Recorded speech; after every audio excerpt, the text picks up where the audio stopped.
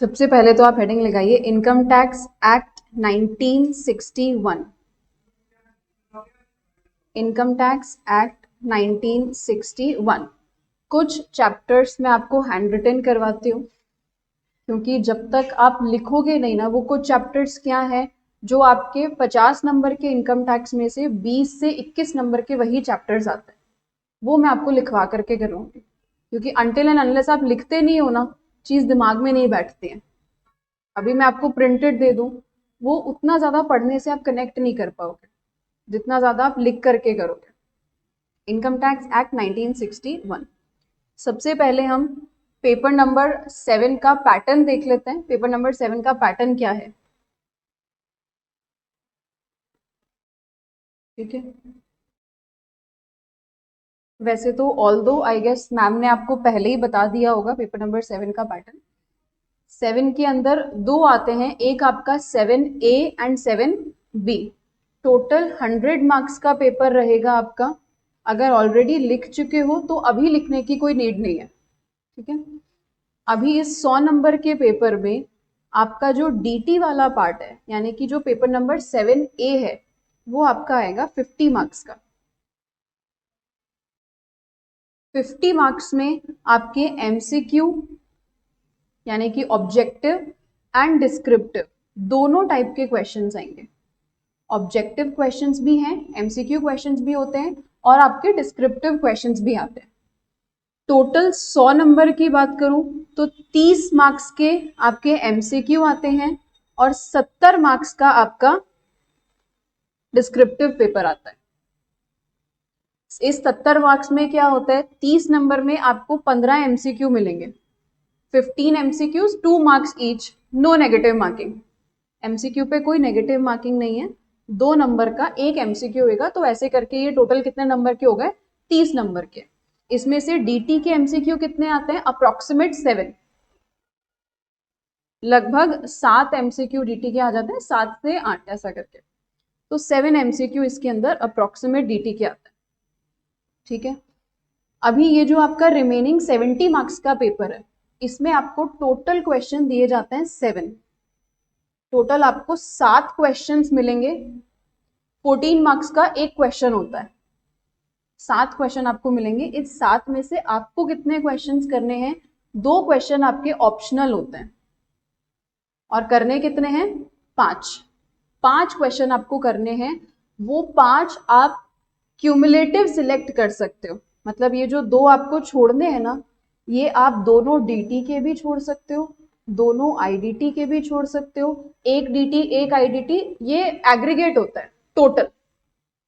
ऐसा नहीं होता कि DT के इतने क्वेश्चंस करना कंपलसरी है या IDT के इतने क्वेश्चंस करना कंपलसरी है, ऐसा कुछ भी नहीं है। आपको 2 क्वेश्चन छोड़ने हैं, वो 2 क्वेश्चन आप चाहो तो पूरे पूरे DT के छोड़ दो, IDT के छोड़ दो, जैसा आपका मन करे। तो वहां ये आपको अच्छी चीज है, ये बेनिफिट दिया है आपको। वरना अगर DT IDT कंपलसरी हो जाता तो वहां थोड़ा सा हमें प्रॉब्लम हो जाती कि ये चैप्टर तो करना ही करना है, इसे हम ऑप्शनल में नहीं छोड़ सकते। ओके, ये अपना बेसिक पेपर पैटर्न। तो ये जो MCQs होते हैं ना, इसकी वजह से अभी क्या हुआ है ना, प्रीवियस अटेम्प्ट से ही MCQ में जस्टिफिकेशन मांगना बंद कर दिया। इंटर में तो पहले भी नहीं मांगते थे, पहले फाइनल में जस्टिफिकेशन मांगते थे, दिसंबर 23 से वो बंद कर दिया। नो जस्टिफिकेशन, मतलब आपको केवल और केवल ABCD 4 में से एक ऑप्शन टिक करके आना है और आपको नंबर मिल जाएंगे 2 नंबर। तो 30 नंबर तो आपके यहीं से आ गए। अरे मतलब ABCD लिखना है, OMR नहीं मिलेगी, अपने पेपर के अंदर ही आपको पार्ट 1 पे ABCD ऐसा करना है। ये 30 नंबर बहुत ज्यादा स्कोरिंग होते हैं हर स्टूडेंट के लिए। मैक्सिमम आप ये कोशिश करेंगे कि MCQs में तो आप हमेशा पॉसिबिलिटी ये रखिए कि हम 100% MCQ करेक्ट करें, तो आपके पास होने के चांसेस बहुत ज्यादा बढ़ जाते हैं। हमारा टारगेट क्या होता है, देखो आपका स्टार्टिंग से गोल क्या रहना चाहिए, सबसे पहले ये तो सोच के रखना ही है कि पेपर में 40 नंबर तो आएंगे ही आएंगे।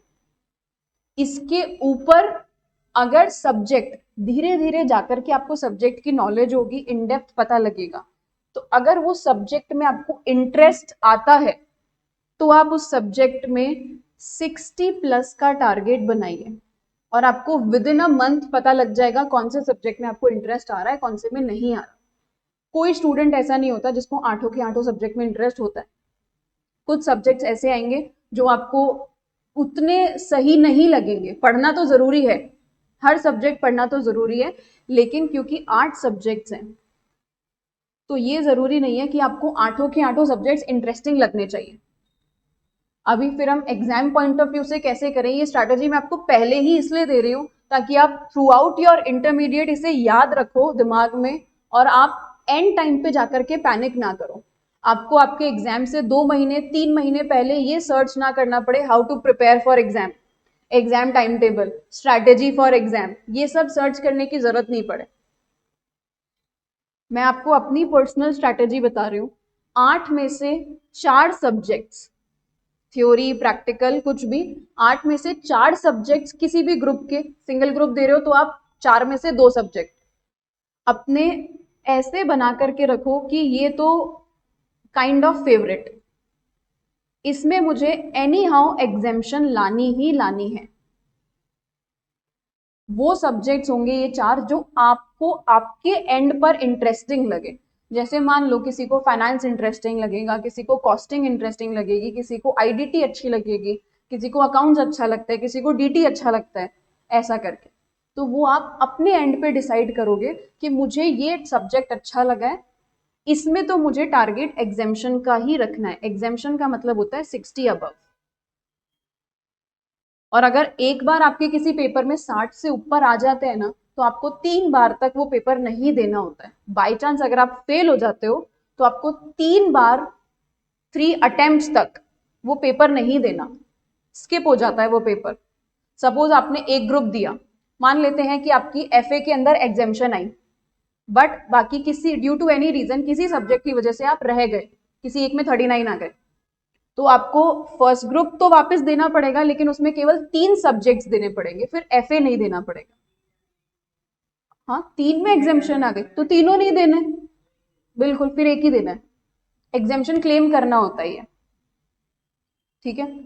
तो अबव एग्जेम्पशन क्यों मैं बोल रही हूं, ताकि इससे आपका एग्रीगेट सुधर जाए, आपका एग्रीगेट अच्छा बैठ जाए, आपको एग्रीगेट की चिंता ना हो कि मैं टोटल में पास होऊंगा कि नहीं। और बाकी के 4 सब्जेक्ट्स, जैसे मान लीजिए किसी को थ्योरी अच्छी नहीं लगती, किसी की थ्योरी पढ़ी नहीं जाती, याद ही नहीं रखी जाती थ्योरी, तो वो लॉ वाले सब्जेक्ट को या ऑडिट या एसएम, इन्हें उस सेकंड बी कैटेगरी में लगा सकता है। ये ए कैटेगरी सब्जेक्ट्स और ये बी कैटेगरी सब्जेक्ट्स। इसमें आप पास का सोचिए कि मुझे 40 अबव तो लानी है, वो तो वैसे ही क्राइटेरिया है ही है।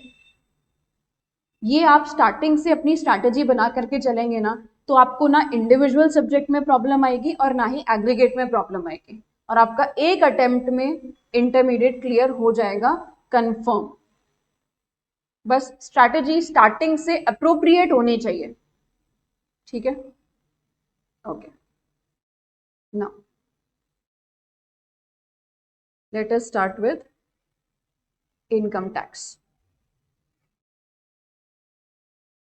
इनकम टैक्स एक्ट 1961, कितना पुराना एक्ट है ये, 1961 में आया था। और आपका जीएसटी कब आया था? 2000।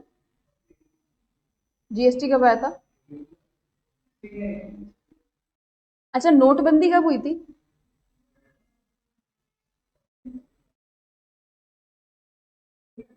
बिल्कुल बिल्कुल, नवंबर में नोटबंदी हुई थी, नवंबर के अंदर, और उसी के जस्ट बाद में आपका जीएसटी आया था। तो मतलब जीएसटी बहुत सारे इनडायरेक्ट टैक्सेस को सबस्यूम करके, खत्म करके एक टैक्स बना दिया, one nation one tax, that is your goods and service tax. बहुत सारे टैक्सेस थे, उन सबको एक करके क्या बना दिया गया? जीएसटी बना दिया, जिसका मोटो क्या था? One nation one tax, because it is applicable on Jammu and Kashmir as well.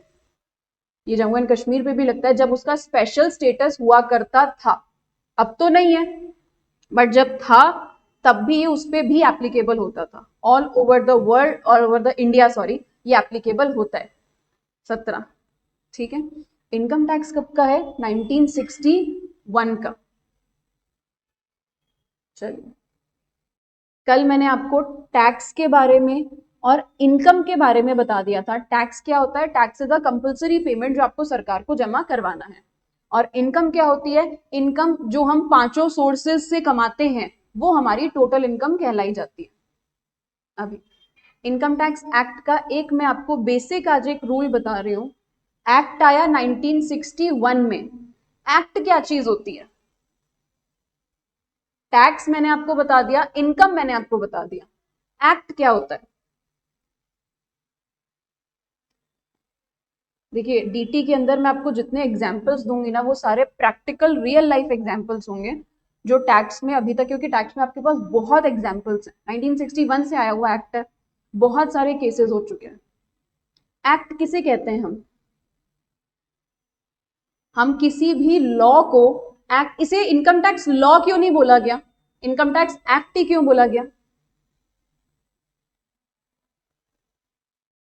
Anybody? Online? Any online student? इसे आपने इनकम टैक्स लॉ क्यों नहीं देखा, या आप इसे इनकम टैक्स लॉ क्यों नहीं बोलते?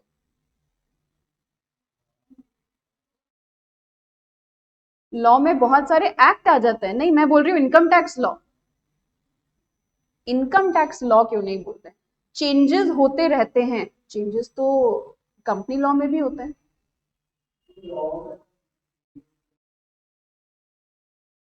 देखिए, अब समझना आप क्या होता है। Law passed by parliament.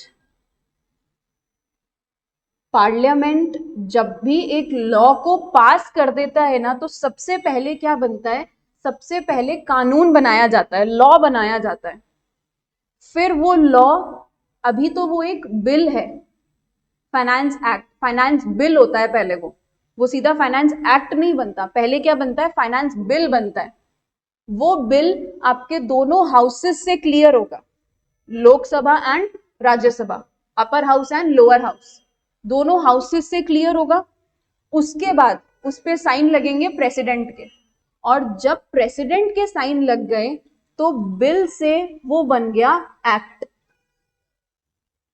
और ये फाइनेंस एक्ट के थ्रू आया है, इसीलिए इसे इनकम टैक्स एक्ट बोलते हैं। ये कोई लॉ नहीं है, क्योंकि फाइनेंस मिनिस्ट्री हर साल फरवरी के अंदर, 1 फरवरी को हर साल बजट लेकर के आती है। वो बजट में वो ये बताती है कि हमने ये चेंजेस करे हैं। फिर वो चेंजेस अप्रूव हो गए, फाइनेंस एक्ट बन गया, तब जाकर के वो आपके इनकम टैक्स एक्ट में इनकलकेट होते हैं। ऐसे एक एक्ट बनता है। सबसे पहले लॉ होता है, कानून। वो कानून पार्लियामेंट में पास होगा, तब जाकर के वो क्या बनेगा? एक एक्ट बनेगा। तो what is an act? Act is a law passed by parliament. ठीक है, ये तो बात हो गई एक्ट की। अब एक्ट आया था 1961 के अंदर। जब कोई भी चीज एकदम नई नई आती है ना, तो उसमें बहुत ज्यादा कंफ्यूजन हो जाता है, और वो भी इतने साल पहले, जब इतनी फाइनेंशियल लिटरेसी नहीं थी, गूगल नहीं था, गूगल का यूज नहीं था इंडिया के अंदर। अगर मैं बात करूं, कोई चैट जीपीटी जैसी चीज नहीं थी, इतना ज्यादा लोग बात टेक्निकली अवेयर नहीं थे 1961 के अंदर। ठीक है, ये अवेयरनेस तो कब से आई है? इनफैक्ट ज्यादा करके तो अभी कोविड से आई है। कोविड में लोगों ने मोबाइल चलाना सीखा, यूट्यूब वगैरह सीखा, उससे नॉलेज आने लगी है। जब ये एक्ट लेकर के आए ना 1961 के अंदर, लोगों को समझ ही नहीं आया कैसे कंप्यूटेशन करें। अभी सपोज जैसे कि अपन मोहित का ही एग्जांपल ले लेते हैं ना। मोहित ने 1961 में, उसको पता लगा इनकम टैक्स एक्ट आया है, मुझे मेरी इनकम निकालनी है, उस पर टैक्स पे करना है। But how? कैसे? कैसे इनकम कंप्यूट करूं, वो आपने उसमें मुझे बता दिया। कौन सी इनकम लूं? सैलरी बोलूं किसको? क्या होती है सैलरी? कब तक जमा करवाना है? रिटर्न क्या चीज होती है? आप बोलते हो आप इनकम टैक्स रिटर्न भरो। रिटर्न क्या होता है? रिटर्न कैसे भरूं? हाउ? ये सब तो मुझे बताओ। आपने एक एक्ट बना दिया, आपने कानून तो बना दिया, अब उस कानून का इम्प्लीमेंटेशन कैसे होगा ये तो बताइए। तो ये बताने के लिए ही क्या लेकर के आए, इनकम टैक्स रूल्स 1962। 61 में एक्ट लाए, लोगों को समस्या आई, एक्ट का इम्प्लीमेंटेशन कैसे करना है, कैसे चीजों को हम अप्लाई करें, क्या रेट लगाए अगर हम नहीं पे कर रहे हैं, किसी से इंटरेस्ट का चार्ज, बहुत सारा कंफ्यूजन था। तो वो पूरा का पूरा कंफ्यूजन क्लियर करने के लिए क्या आया, इनकम टैक्स रूल्स 1961। और एक साल बाद ही क्यों आया, क्योंकि इनकम टैक्स ईयरली बेसिस पे काम करता है, ईयर टू ईयर, 1 अप्रैल से 31 मार्च, 1/4 से लेकर के 31/3। तो जो भी बीच में चेंजेस लेकर के आए ना, वो चेंजेस अप्लाई कब से हो सकते थे, अगले साल से ही अप्लाई हो सकते थे। इसीलिए इनकम टैक्स रूल 1962 आया। तो अभी इससे हमने रूल्स का मतलब सीखा। रूल्स मतलब क्या होता है, implementation of act, implementation of act. Act का इंटरप्रिटेशन होता है रूल्स। आज सपोज मैं हूं, मुझे अगर एक्ट में कोई चीज समझ नहीं आई है, एक्ट में एक लाइन लिखी है, मुझे वो लाइन समझ में नहीं आई है, तो उसका इंटरप्रिटेशन मैं कहाँ चेक करूंगी, रूल्स में चेक करूंगी। और अगर रूल्स में भी नहीं होगा तो फिर मैं कहाँ चेक करूंगी, फिर मैं सरकार को लेटर लिखूंगी कि मुझे ये चीज समझ में नहीं आ रही है, मैं केस करूंगी उस चीज पे, तो कोर्ट का डिसीजन आएगा, हाई कोर्ट, सुप्रीम कोर्ट, या फिर आपका इनकम टैक्स ट्रिब्यूनल, ऐसे करके कोर्ट का डिसीजन आता है, फिर उसके बेसिस पे चीजें बनाई जाती है। ठीक है, हाँ जी, हाँ बिल्कुल, इनकम टैक्स ट्रिब्यूनल है, यही है पास में। इनकम टैक्स ऑफिस किधर है जयपुर में, इनकम टैक्स डिपार्टमेंट श्यामनगर, विधानसभा की तरफ। हाईकोर्ट, राजस्थान हाईकोर्ट देखा है, बस राजस्थान हाईकोर्ट के पास में ही तो है इनकम टैक्स डिपार्टमेंट, और जीएसटी डिपार्टमेंट भी वही है। GST department, income tax department, फिर आपका सेक्रेटेरिएट, फिर आपका हाईकोर्ट, सारे लाइन्स हैं। और इनकम टैक्स ट्रिब्यूनल भी यही है, पास में ही है। सीपी देखा है किसी ने, क्रिस्टल पाम, क्रिस्टल पाम के पीछे इनकम टैक्स ट्रिब्यूनल।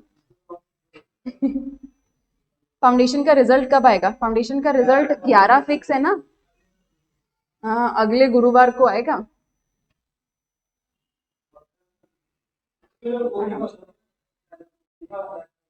11 जुलाई को ही आएगा, फिक्स है डेट। हमेशा सीएमए के रिजल्ट्स की डेट अब फिक्स कर दी गई है, कोविड की वजह से थोड़ा सा इधर उधर हो गया था, वरना पहले भी डेट फिक्स होती थी, 21 फरवरी 23 अगस्त फिक्स थी डेट। और अब वापस से इन्होंने वही पैटर्न फॉलो कर दिया। ये अच्छी चीज होती है, पता रहता है एग्जाम कब है, कब रिजल्ट आएगा, कोई कंफ्यूजन नहीं होता, हार्ट अटैक नहीं आता ऑल ऑफ अ सडन। हाँ चलिए डन, ये चीजें थोड़ी बहुत क्लियर हुई। एक्ट किसे बोलते हैं, इनकम टैक्स एक्ट 1961। फिर लोगों को कंफ्यूजन हुआ तो उसके लिए रूल्स लेकर के आए, दैट मीन्स रूल्स क्या हुआ, इम्प्लीमेंटेशन ऑफ एक्ट, एक्ट को कैसे लागू करना है। चलिए अब इसके ऊपर मैं आपको एक चीज बताऊं, फाइनेंस एक्ट आता है, फाइनेंस एक्ट, जिसे आप आम भाषा में बजट बोलते हो। बजट 1 फरवरी एवरी ईयर, एवरी ईयर 1 फरवरी को क्या आता है, बजट आता है। निर्मला सीतारमन जी बजट लेकर के आते हैं हर साल। ठीक है, इलेक्शन के ईयर में इंटरिम बजट आता है, साल के बीच में आता है।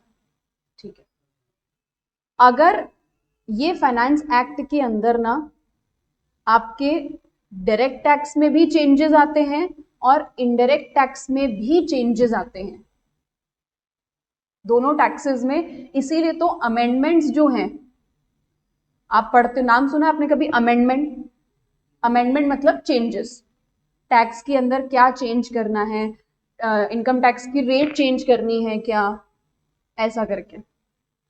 तो जो डायरेक्ट टैक्स के चेंजेस होते हैं वो हमेशा एप्लीकेबल होंगे आपके न्यू फाइनेंशियल ईयर से। बजट आया फरवरी में, तो फरवरी मार्च 2 महीने कोई चेंज एप्लीकेबल नहीं होगा, अप्रैल से एप्लीकेबल होगा, 1 अप्रैल से।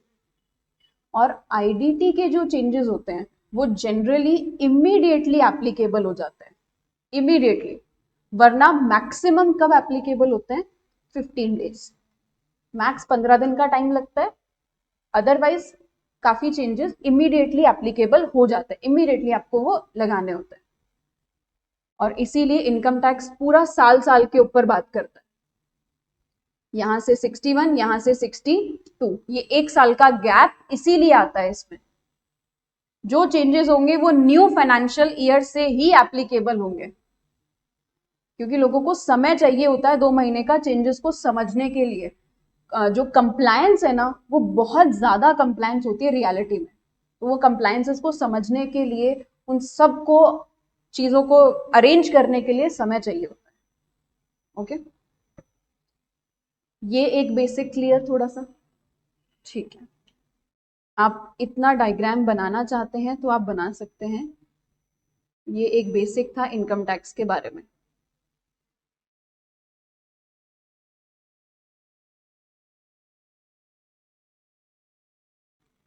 नाउ, और अब इसके अंदर आगे देखते हैं। जब ईयर की बात कर रहे हैं तो 2 नाम होते हैं जो आपको पूरे इनकम टैक्स में पढ़ने के लिए मिलेंगे। एक है आपका प्रीवियस ईयर और एक है आपका assessment year. Previous year and assessment year.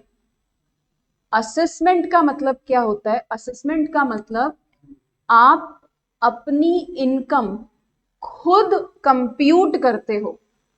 Department को आप पर इतना भरोसा है, वो आपको इतना लायक समझती है कि उसने बोला है कि आप जो इनकम टैक्स निकाल रहे हो ना, सेल्फ असेस करो, खुद कंप्यूटेशन करो। हाँ, इसीलिए जो टैक्स पे करता है उसे असेसी बोला जाता है। आपको डिपार्टमेंट ने बोला कि आप अपना टैक्स क्या करो? सेल्फ असेस करो, खुद कंप्यूट करो, and that is why you are called an assessee. ठीक है, तो असेसमेंट का मतलब हो गया कंप्यूटेशन। असेसमेंट वर्ड का मतलब होता है कंप्यूटेशन। प्रीवियस का मतलब क्या हुआ? पास्ट, पिछला साल। ठीक है, अभी जैसे मैंने 1/4, आप सबके एग्जाम कब है? आप सबके एग्जाम कब लगेंगे? कोई दिसंबर 24 का भी है क्या इधर? दिसंबर 24 के भी हैं, और बाकी आप फिर जून 25। ठीक है, तो मैं एक बार के लिए अभी आपको दिसंबर 24 के अकॉर्डिंग बता देती हूँ, है ना? उससे आप एक साल आगे करते रहना।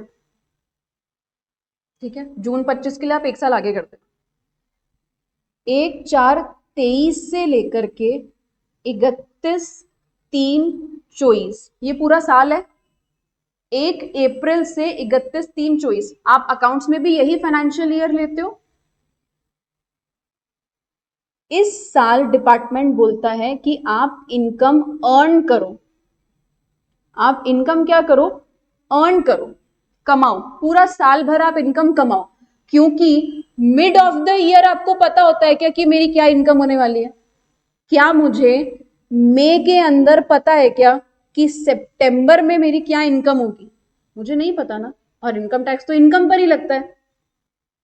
तो इसीलिए डिपार्टमेंट ने बोला मिड ऑफ द ईयर कोई माथाफोड़ी नहीं, पूरे साल अच्छे से इनकम क्या करो? कमाओ, खूब इनकम कमाओ।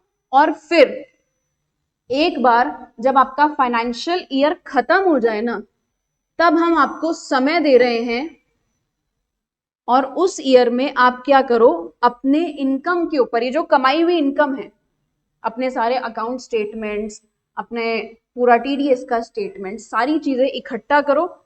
मार्च के बाद में अप्रैल, मई, जून और जुलाई, 4 महीने का समय दे रहे हैं। 4 महीने में अपनी इनकम को असेस करो और रिटर्न फाइल करो। तो आपने अपना असेसमेंट कौन से साल में करा? अगले साल में। जिस साल कमाया उस साल के अगले साल में आप क्या करते हो? अपना असेसमेंट करते हो। And that is why assessment year वो ईयर होता है जो प्रीवियस ईयर के आगे वाला साल होता है। ठीक है, तो असेसमेंट ईयर कौन सा होगा? असेसमेंट ईयर आपका इधर होगा 24-25।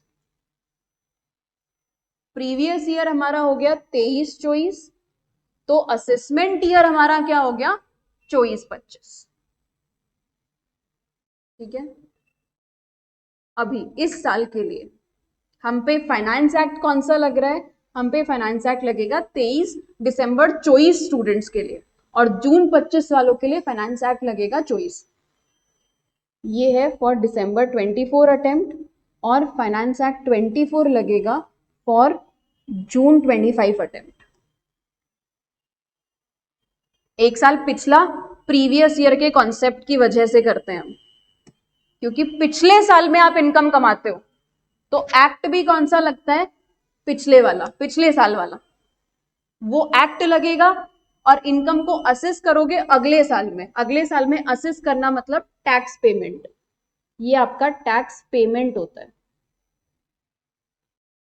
ठीक है, चलिए लिखिए आप इसमें प्रीवियस ईयर असेसमेंट ईयर, ऐसे ही बाइफर्केट करो।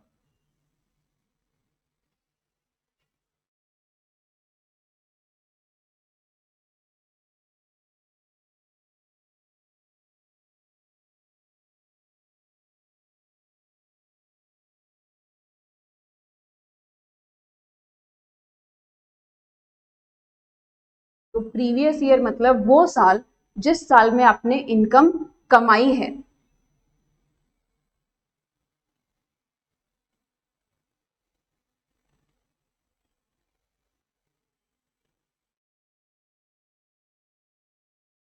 एंड असेसमेंट ईयर मतलब वो साल जिसमें आपने टैक्स का पेमेंट करा है।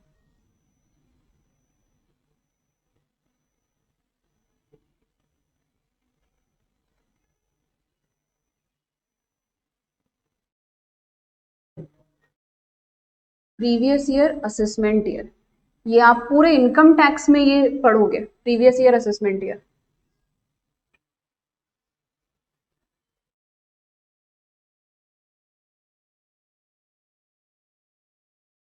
तो अभी 31 जुलाई 24 में जो भी रिटर्न्स भरी जा रही है, वो सारी की सारी कौन से ईयर की भरी जा रही है, प्रीवियस ईयर 23-24 की रिटर्न्स।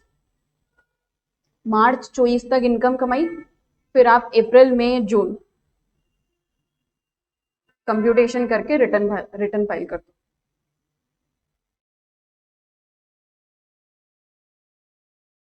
ये सब क्यों बताया जाता है, क्योंकि जब आप रिटर्न भर रहे होते हो ना, तो आपको प्रीवियस अपना असेसमेंट ईयर सिलेक्ट करना होता है, कौन सा असेसमेंट ईयर है।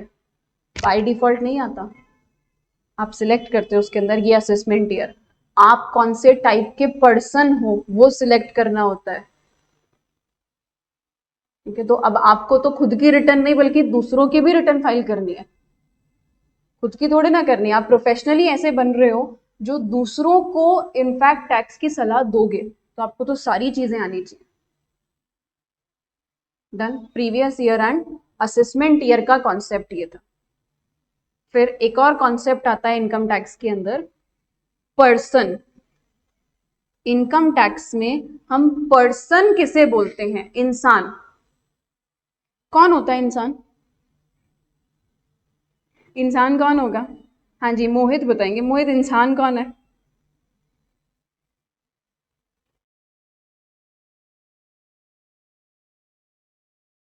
अपन इंसान है। हम्म, हु अर्न्स एन इनकम। अच्छा, इनकम टैक्स ने क्या करा है ना, इनकम टैक्स ने अपने सेक्शन 2 क्लॉज 31, सेक्शन 2 क्लॉज 31 में पर्सन को डिफाइन करा है। अच्छा, सेक्शन कैसे पढ़े जाते हैं वो अभी एक बार देखते हैं, चलो देखो, ये आपके हर लॉ में काम आएगा। सेक्शन कैसे पढ़ते हैं, यहां मैंने इसको क्लॉज ही क्यों बोला, मैंने इसको सब क्लॉज क्यों नहीं बोला, जनरली तो हम क्या, या सॉरी मैंने इसे सब सेक्शन क्यों नहीं बोला। आप क्या पढ़ते हो, सपोज मैंने आपको लिख करके दे दिया 56 to A 12, section 56 subsection 2 clause 12। तो ये तो आपका हो गया सेक्शन, ये हो गया सब सेक्शन, ये हो गया क्लॉज, और फिर इसके बाद भी अगर कुछ आता है तो वो होता है सब क्लॉज।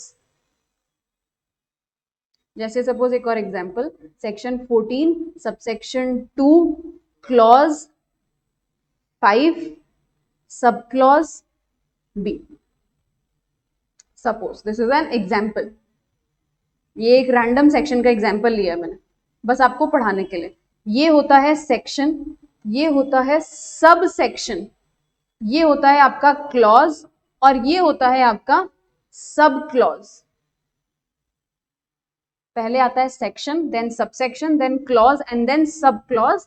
ये चीज यूनिफॉर्मली आपके हर लॉ पे एप्लीकेबल होती है, whether it be your income tax, indirect tax, company law, other law, कोई भी सेक्शंस तो सब में ही होते हैं ना, ये लीगल चीज है। तो यहां मैंने टू सबसेक्शन 31 क्यों नहीं लिखा या बोला? लिखने में तो चलो आप कुछ भी लिख दो, बोलने की बात है मेन। तो मैंने इधर सेक्शन 2 सबसेक्शन 31 क्यों नहीं बोला, सेक्शन 2 क्लॉज 31 क्यों बोला? क्योंकि जब भी आप कोई बेयर एक्ट पढ़ोगे ना, बेयर एक्ट के अंदर क्या होता है, एक बेस लाइन दी जाती है। चलो मैं इसे ना आपको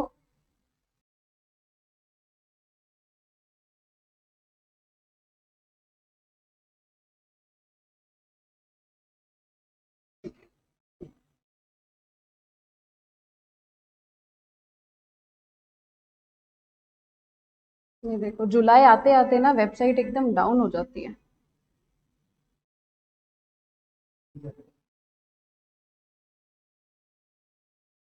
इनकम टैक्स की वेबसाइट।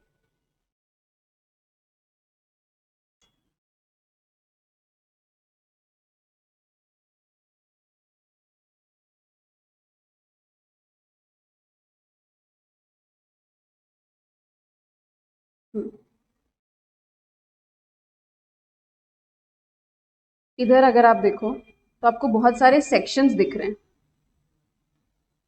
यहां देखो अगर आप, तो ये आपको बहुत सारे सेक्शंस दिख रहे हैं इधर, ठीक है। इधर अगर अपन डालें सेक्शन 2 क्लॉज 31,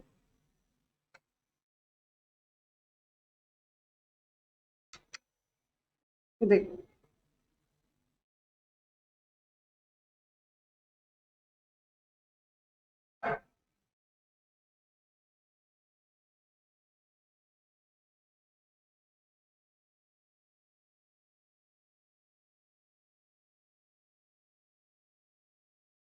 ठीक है ये।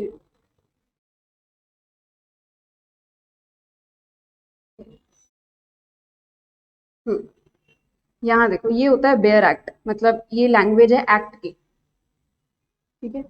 पहले नहीं पढ़ने वाली कोई बात नहीं, छोड़ो, समझना हमें अभी इसमें है भी नहीं। देखो यहाँ क्या लिखा हुआ है, ये डेफिनेशन लिखी हुई है। सेक्शन 2 जो है वो डेफिनेशंस का सेक्शन होता है। अब इधर ना सेक्शन 2 डायरेक्टली स्टार्ट नहीं है, सेक्शन 2 सीधा ये नहीं बोल रहा, सीधा काम की बात नहीं कर रहा। सबसे पहले क्या बोल रहा है, in this act unless the context otherwise requires slash, इसे बोला जाता है base line. According to provisions of this act, या these are the points contained in this section, ऐसा करके कोई भी एक स्टार्टिंग लाइन अगर हो, जैसा आप अपने आंसर्स में लिखते हो ना, following are the points that is connected with this this this, ऐसा करके एक बेस लाइन बनाते हो ना आप अभी तक अपने आंसर्स की, वैसे ही किसी किसी सेक्शन में ये बेस लाइन होती है।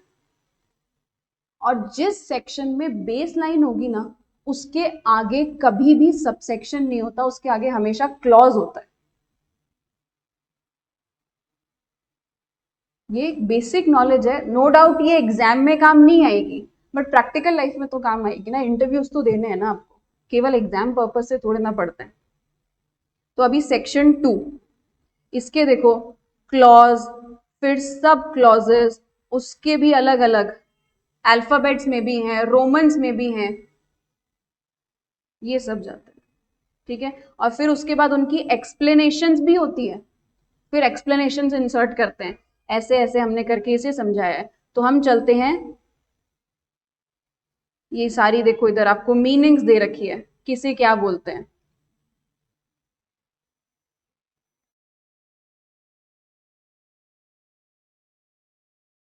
पूरी डेफिनेशंस इसमें ये 31 नंबर की डेफिनेशन देखो क्या बोल रही है, पर्सन इंक्लूड्स। तो सेक्शन 2 मेन सेक्शन डेफिनेशन का, वो शुरू हो रहा है बेस लाइन से, इसीलिए आगे वाले को हमने सबसेक्शन ना बोल करके क्या बोला, क्लॉज बोला। और पर्सन किस में आता है, क्लॉज 31 के अंदर। क्लॉज 31 में डिफाइन करा है इंसान कौन है।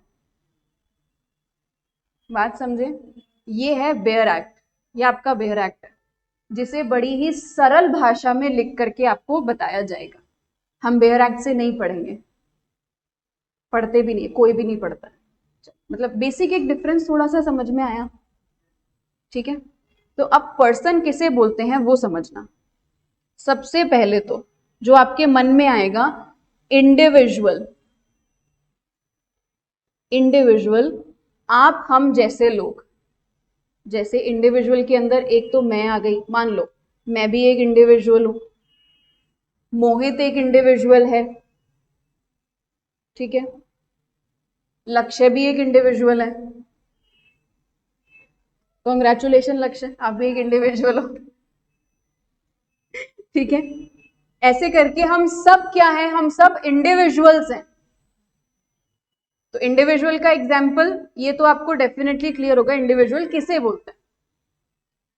फिर सेकेंड टाइप ऑफ पर्सन में कौन आता है, HUF, Hindu undivided family. Hindu undivided family, पारिवारिक बिजनेस जिनका होता है। आज सपोज जैसे मान लेते हैं कि मोहित का ज्वेलरी का काम है, पता है मुझे, तो मोहित का ज्वेलरी का काम है, तो काम शुरू करा मोहित के परदादा जी ने, उसके बाद दादाजी, फिर मोहित के फादर, और अब मोहित भी, सब वो फैमिली बिजनेस में ही लगेंगे अल्टीमेटली। फादर भी हैं, ग्रैंडफादर भी, ग्रेट ग्रैंडफादर ने शुरू करा था, तो ऐसा करके ये फैमिली से चला आ रहा है। इसे बोला जाता है हिंदू अनडिवाइडेड फैमिली। इस चीज के लिए कोई रजिस्ट्रेशन की जरूरत नहीं होती है, आपको एज एन HUF रजिस्टर कराने की कोई भी रिक्वायरमेंट नहीं होती है।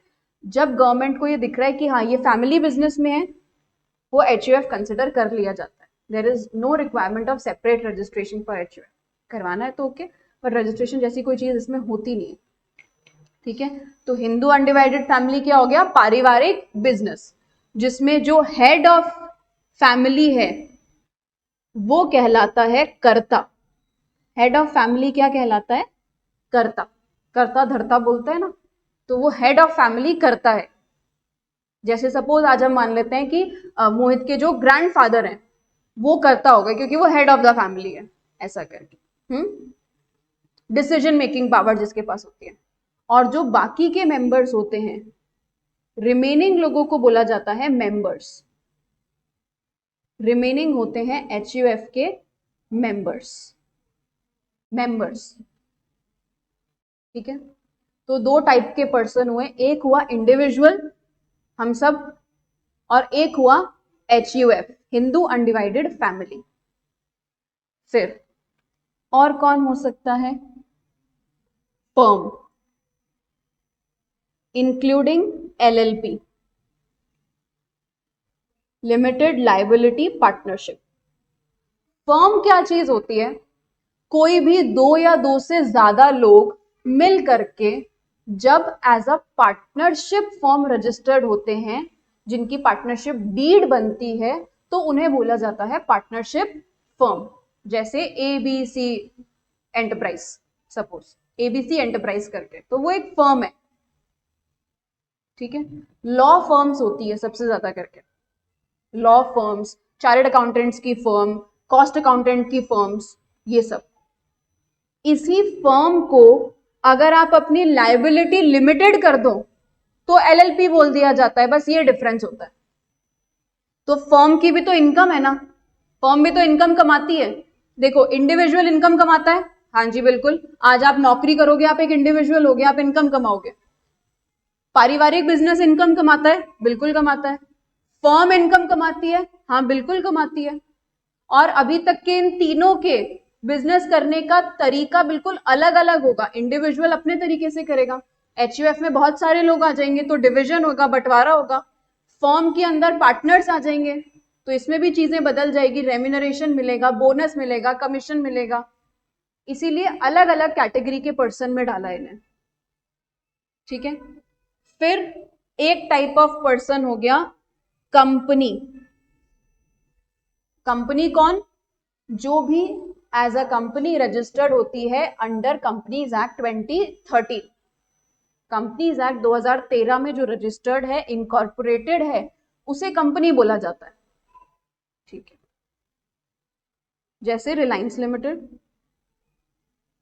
रिलायंस क्या है? रिलायंस एक कंपनी है, ठीक है। Next, local authority. Local authority, आज आपको होर्डिंग अगर लगवानी है तो वो काम कौन करेगा? नगर निगम। होर्डिंग लगाना है, कहीं पर कोई कार्ट लगानी है, फूड कार्ट लगानी है, उससे परमिशन, उसके लिए परमिशन किससे लेनी पड़ेगी? नगर निगम से परमिशन लेनी पड़ेगी ना। तो वो नगर निगम क्या है? Local authority. उसकी भी तो इनकम होती है, ये जो होर्डिंग्स की इनकम है, होर्डिंग्स में पैसा लेता है नगर निगम, कार्ट लगाने का पैसा लेता है, आपको कहीं पार्किंग करवानी है, पार्किंग स्पेस का पैसा लेता है। ये सारी लोकल अथॉरिटी की क्या है? उस लोकल अथॉरिटी की इनकम है। ये सब उस लोकल अथॉरिटी की इनकम है।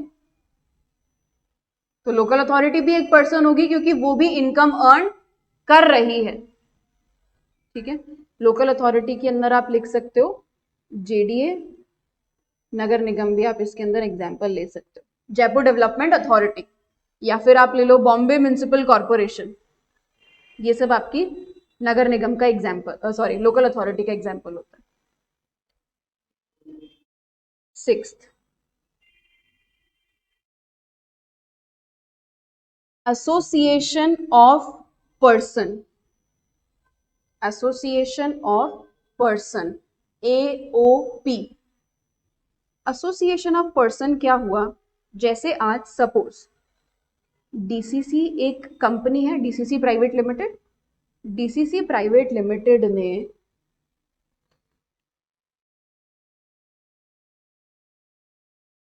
आपने अगर 30 का पेमेंट अगर फाउंडेशन के अंदर की याद हो कुछ, पुनीत बाजोरिया एचयूएफ, एचयूएफ आता है नाम, याद है?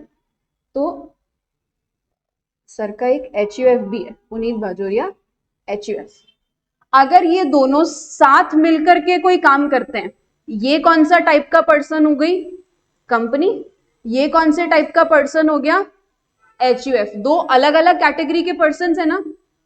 ये दो अलग अलग कैटेगरी के पर्सन्स अगर एक साथ आकर के कोई काम करते हैं तो उसे बोला जाता है एसोसिएशन ऑफ पर्सन। या आप इधर मान लो कि अभी इसके अंदर कोई लॉ फर्म भी आ गई, जैसे मान लेते हैं अपने Ravindra sir, CS Ravindra sir, उनकी एक लॉ फर्म है, तो उनकी लॉ फर्म भी आ गई, ठीक है। आरके एंटरप्राइज मान लो, आरके एंटरप्राइज उनकी फर्म है एक, ठीक है। वो फर्म भी इधर आ गई, वो एक फर्म है। तो कंपनी, एचयूएफ, फर्म, तीनों के तीनों इनकम टैक्स में अलग पर्सन है ना। तो बहुत सारे पर्सन्स जब एक साथ मिलते हैं किसी काम के लिए तो उसे बोला जाता है एओपी। उसे क्या बोला जाता है? एओपी। और एओपी का सबसे अच्छा एग्जाम्पल है आपके जॉइंट वेंचर। जॉइंट वेंचर जो होता है वो एओपी होता है। मारुति सुजुकी, मारुति एक सेपरेट कंपनी है, सुजुकी एक सेपरेट कंपनी है, पर है तो दोनों अलग अलग टाइप के पर्सन्स ना। दोनों ने मिलकर के मारुति सुजुकी बनाया, वो एक एओपी है, एसोसिएशन ऑफ पर्सन्स है, ठीक है। तो एओपी का मतलब क्या हो गया? सिंपली और जॉइंट वेंचर। डन। अभी ऐसे ये तो एओपी हो गया, सिक्स्थ का एक इसके अंदर आता है बॉडी ऑफ इंडिविजुअल, ये हो गया association of person. Association of persons, इधर आ गया आपका बॉडी ऑफ इंडिविजुअल्स।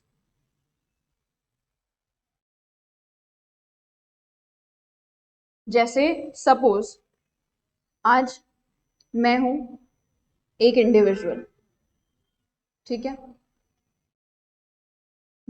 मैं एक इंडिविजुअल टीचर हूं, ओके।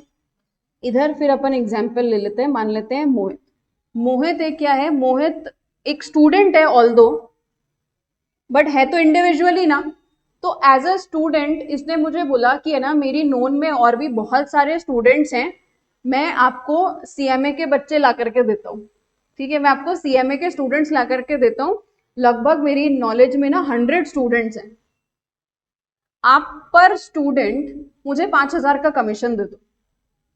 आप पर स्टूडेंट मुझे क्या दे दो, 5,000 का कमीशन दे दो। अपन दोनों मिलकर के काम करेंगे। मैं आपको स्टूडेंट प्रोवाइड कर रहा हूं और आप टीचिंग फैसिलिटी प्रोवाइड कर रहे हो। क्या हम दोनों ने मिलकर के इनकम अर्न करी?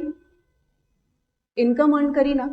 ये कब तक रहेगी? ये रहेगी लेटेस्ट अटेम्प्ट तक। एक बार के लिए तो लेटेस्ट अटेम्प्ट तक ही रहेगी ना, जो भी रिसेंट अटेम्प्ट होगा। इनकम जो कमाई है वो किसने कमाई है? दो अलग अलग इंडिविजुअल्स ने। लेकिन वो दो अलग अलग इंडिविजुअल्स एक कॉमन कॉज के लिए साथ में आए हैं। क्या कॉमन कॉज? सीएमए के अटेम्प्ट में मान लो डीटी के लेक्चर्स प्रोवाइड करने के लिए, डीटी की रिकॉर्डिंग्स, मान लो डीटी की रिकॉर्डिंग्स बनानी। तो मोहित बोलता है मेरे पास में सेटअप है पर टीचर नहीं है। तो आप उस सेटअप में आकर के रिकॉर्डिंग बनाओ, जो भी इनकम होगी वो इनकम हम आपस में 60-40 में बांट लेंगे। तो ये भी एक इंडिविजुअल, मैं भी एक इंडिविजुअल। ऐसे जब इंडिविजुअल साथ में आकर के काम करते हैं ना, उसे बोला जाता है बीओआई, बॉडी ऑफ इंडिविजुअल्स। वो तो पर्सन हो गया, कोई भी कैटेगरी का पर्सन आ सकता है, कंपनी, फर्म, इंडिविजुअल, कोई भी साथ आ सकता है। यहां केवल कौन? यहां ओनली इंडिविजुअल। अगर इंडिविजुअल के अलावा कोई पर्सन आ गया तो वो एओपी बन जाता है। यहां पर्सन बोला है और इधर इंडिविजुअल बोला है। बात समझ रहे हो? ठीक है, इतना क्लियर हुआ एओपी एंड बीओआई। अभी एक लास्ट टाइप का पर्सन, बिल्कुल, artificial juridical, artificial juridical person. अभी ये आर्टिफिशियल ज्यूरिडिकल पर्सन क्या होता है? कंपनी, कंपनी एक आर्टिफिशियल पर्सन है। कंपनी कोई नेचुरल इंसान थोड़ी ना है। कोई भी कंपनी चलती फिरती थोड़ी है, नहीं, कोई कंपनी चलती फिरती नहीं है। Trust, charitable trust, artificial person है चैरिटेबल ट्रस्ट भी, बट क्या चैरिटेबल ट्रस्ट कंपनी है? नो। तो ट्रस्ट कहां गई? ऊपर के 6 में से कहीं पर भी ट्रस्ट आई क्या? नहीं आई। चलो, अपना इंस्टीट्यूट, सीएमए इंस्टीट्यूट, एक स्टैट्यूटरी बॉडी है, आर्टिफिशियल पर्सन है, कोई ग्रुप ऑफ पीपल उसे रिप्रेजेंट करते हैं, बिल्कुल करते हैं, स्टैट्यूटरी बॉडी है भाई। आज कोई भी अगर बात होती है, कोई भी अगर केस होता है, तो आप किसे सू करोगे? आप आईसीएमएआई को सू करोगे। उसके बिहाफ पर उसके मेंबर्स जाएंगे, आईसीएमएआई के बिहाफ पर मेंबर जाते हैं। इसलिए तो प्रेसिडेंट हर बार बदलता रहता है, एक फिक्स थोड़ी ना है। बार काउंसिल, लॉयर्स की जो काउंसिल होती है, या ICAI, institute of chartered accountants of India, या वो सब कुछ छोड़ो। आप लोगों ने ओ माय गॉड मूवी देखी है, फर्स्ट वाली? वो oh my God movie, Akshay Kumar, Paresh Rawal, है ना? हाँ, कौन? जूही? अच्छा, जूरी। मुझे लगा जूही कौन आ गई उस मूवी के अंदर। तो उस मूवी के अंदर परेश रावल ने किसके ऊपर केस करा था? भगवान जी पे। भगवान जी खुद आएंगे क्या केस लड़ने के लिए? नहीं ना। भगवान को रिप्रेजेंट करने के लिए कौन आया? क्या नाम है उसका, उनका? मिथुन चक्रवर्ती, जो उसमें बने थे, है ना? और एक दो और लोग आए थे। भगवान को रिप्रेजेंट करने के लिए कौन आया? प्रीस्ट। तो दैट मीन्स रिप्रेजेंटेटिव जहां आते हैं वो होता है आर्टिफिशियल ज्यूरिडिकल पर्सन। ऐसा आर्टिफिशियल पर्सन जो ऊपर की किसी भी कैटेगरी में नहीं आया, क्योंकि कंपनी भी एक आर्टिफिशियल पर्सन होती है, लेकिन कंपनी को हमने अलग से मेंशन कर दिया। तो अब बचा हुआ कौन हो गया? आर्टिफिशियल ज्यूरिडिकल पर्सन में एनी अदर, इसके अंदर आएगा any other artificial person, any other artificial person not covered in above 6 category. ऊपर की 6 कैटेगरी में जो आर्टिफिशियल पर्सन नहीं आया वो सारे के सारे कहाँ जाएंगे? आर्टिफिशियल ज्यूरिडिकल पर्सन की कैटेगरी में। Example trust, example ICMAI, ICMAI, example ICAI, bar council. God का मैं इधर लिख नहीं सकती, वो थोड़ा अनऑफिशियल सा लगेगा, बट वो बहुत अच्छा एग्जाम्पल है इसका।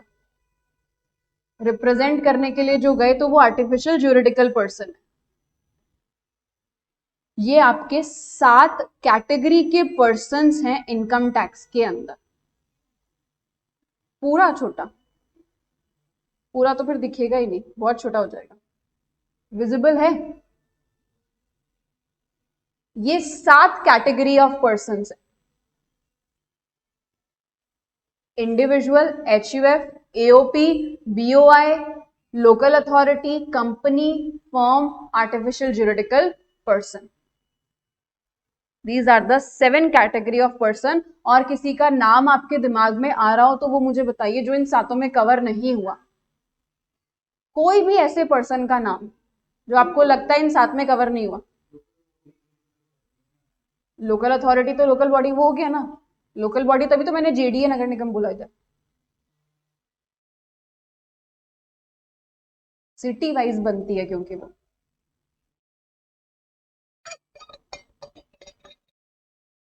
कोई भी नाम, इन 7 कैटेगरी के बाहर कोई पर्सन नहीं है।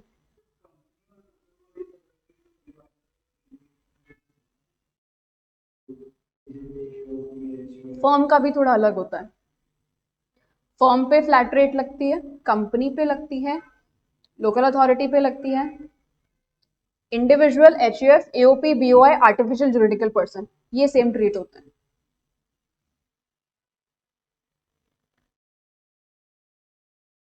लेकिन केवल और केवल स्लैब के लिए सेम ट्रीट होते हैं। टैक्स की कंप्यूटेशन इनकी थोड़ी सी अलग होती है। इंडिविजुअल, HUF की सेम होती है, AOP, BOI की अलग अलग होती है, काफी अलग होती है इनफैक्ट।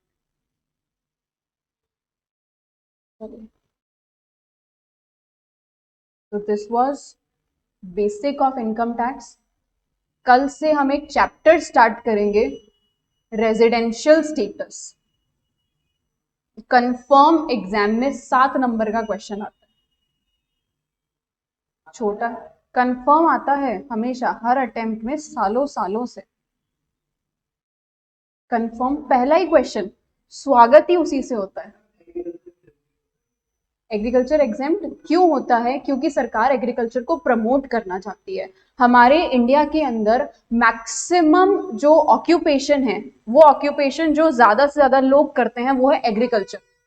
आज इंडिया का आप मानो, आप स्टैटिस्टिक्स देखना, शायद 60% population is indulged in agriculture, and government wants to promote agriculture. Why? Because if there will be no agriculturalist, what will you eat? अगर किसान ही नहीं होंगे तो आप खाओगे क्या? और किसानों के बहुत ज्यादा इशू थोड़े से चल जाते हैं, बहुत ही कुछ एक सेक्टर फार्मर्स का ऐसा है जो रिच लेवल पे जाता है, बाकी सारों का उनको उतना मिल नहीं पाता। और इसीलिए सरकार बोलती है कि कहाँ ये कंप्यूटेशन के झंझट में पड़ेंगे। वैसे ही बारिश, सीड्स, इरिगेशन, ये सब की टेंशन ऑलरेडी रहती है, तो इसलिए एग्रीकल्चर को आप एग्जेम्प्ट कर दो, क्योंकि एग्रीकल्चर को हम प्रमोट करना चाहते हैं। And that is why agriculture जो है ना, वो स्टेट लिस्ट का मैटर है, एग्रीकल्चर यूनियन का मैटर नहीं है। नो, एग्रीकल्चर स्टेट का मैटर है। पूरा का पूरा टैक्स वैसे तो सेंटर के पास जाता है, मोदी जी के पास जाता है, बट एग्रीकल्चर के ऊपर डिसाइड करने का अधिकार स्टेट को है, और स्टेट ने इसको एग्जेम्प्ट कर दिया।